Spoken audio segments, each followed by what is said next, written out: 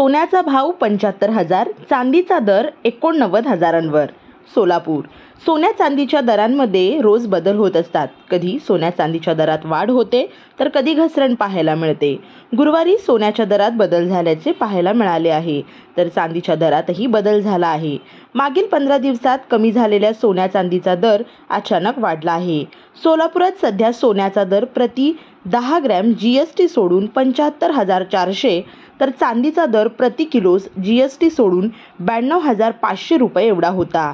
अचानक दर वाढल्याचा कोणताही परिणाम सोन्या चांदीच्या दागिने खरेदीवर झाला नसल्याचे व्यापारी सांगतात.